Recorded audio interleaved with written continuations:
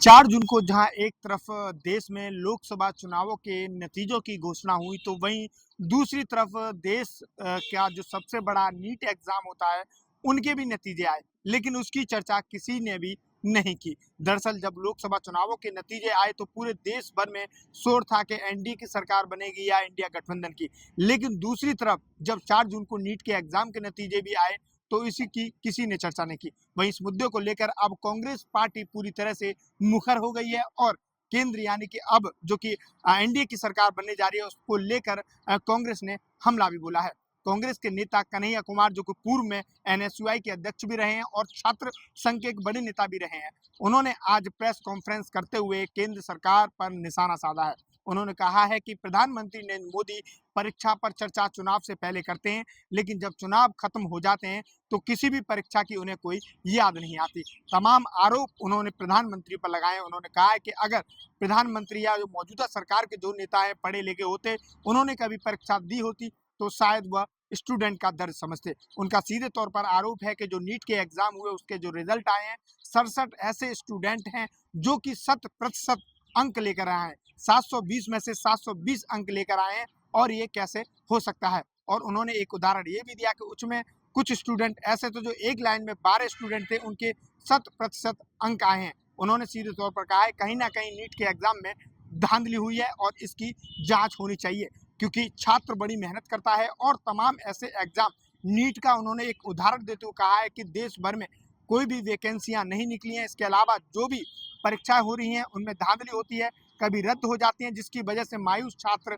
कभी आत्महत्या करने पर भी मजबूर हो जाते हैं। कन्हैया कुमार ने कहा है कि हम एनडीए से मांग करते हैं कि इस में जो धांधली हुई है इस परीक्षा में उसकी जांच होनी चाहिए। सुप्रीम कोर्ट एक कमेटी बनाए और जो भी इसके शक के दायरे में आए उनके ऊपर शिकंजा कसा जाना चाहिए। अगर यह जांच नहीं होती है तो कांग्रेस छात्रों के संग सड़कों पर प्रदर्शन करेगी। देखिए क्या कुछ कन्हैया कुमार आरोप लगा रहे हैं, उन्हें भी सुनवाते हैं। आप पढ़े लिखे आदमी हैं, पूरे एग्ज़ाम दिए हैं, आपको तो मालूम है। तो सब लोग यहाँ पढ़े लिखे लोग एग्ज़ाम देते रहे हैं।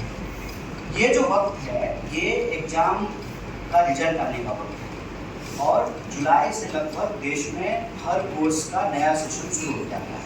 हम खुद पढ़े लिखे हैं तो हमको अनुभव है। हमको लगता है कि इसको जल्द से जल्द करना पड़ेगा, क्योंकि अगर इसको जल्द से जल्द नहीं करेंगे तो फिर सेशन लैप्स कर जाएगा।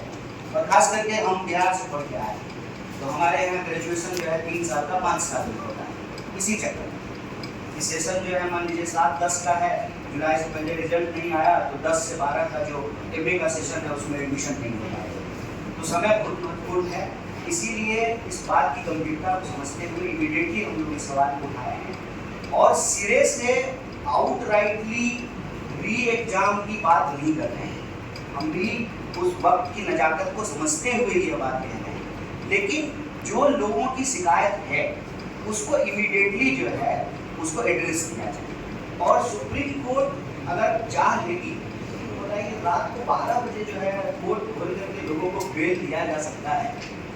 क्या इस देश के बच्चों के भविष्य के लिए जो है तुरंत जांच नहीं हो सकती? इसके लिए तो बस इच्छा शक्ति की जरूरत है और प्रायोरिटी की जरूरत है। अब प्रायोरिटी डेमोक्रेसी की अगर सिर्फ यही है कि जो है कौन किधर आया, कौन किधर गया, कौन किसको समर्थन दिया, कौन किसको समर्थन नहीं दिया, अगर यही शोरगुल चलता रहेगा, और मैं इसीलिए टाइमिंग पे सवाल उठा रहा हूँ कि जानबूझ करके 14 का रिजल्ट 4 को निकाला गया है। पता है कि 4 को जो है देश में इतना बड़ा चुनाव हुआ है, पूरा देश जो है उस डिस्कशन में बिजी हो जाएगा। 4 तो छोड़िए, देश तो 1 तारीख से ही बिजी हो गया था। एग्जिट पोल पे ही जो है डांस ऑफ डेमोक्रेसी हो रहा था, तो अभी भी जो है वही चल रहा है। तो हेडलाइन में इसको जो है प्राथमिकता मिलेगी नहीं, लेकिन हम कहते हैं कि डेमोक्रेसी तो लोगों से ही बनता है ना, और हम सबका, आपका, हमारा, सबका प्रश्न हमारे बच्चों से है। अगर हमारे बच्चे परीक्षा के दबाव में आकर के, जिसमें उनकी कोई गलती नहीं है, आत्महत्या कर रहे हैं, इससे दर्दनाक बात क्या हो सकता है? और इससे ज़्यादा जरूरी बात भी कुछ नहीं हो सकता है। इस पर जो है तुरंत कार्रवाई करनी पड़ेगी, क्योंकि सेशन शुरू होने वाला है। तो ये सारी प्रक्रिया जो है तुरंत शुरू करना पड़ेगा। 24 लाख से ज़्यादा स्टूडेंट जो है वो एग्जाम में अपियर हुए, इसीलिए हम कह रहे हैं कि इमीडिएटली री एग्जाम करने में प्रॉब्लम हो सकता है, लेकिन जिनके इशूज हैं, जिनके कंसर्न हैं, उसको इमीडिएटली जो है एनडीए एड्रेस करे और साइमल्टेनियसली जो है सुप्रीम कोर्ट की निगरानी में जांच हो, क्योंकि मामला इस साल का नहीं है और मामला सिर्फ एक एग्जाम का नहीं है, इसको समझने की जरूरत है। आप कोई भी एग्जाम उठा के देख लीजिए देश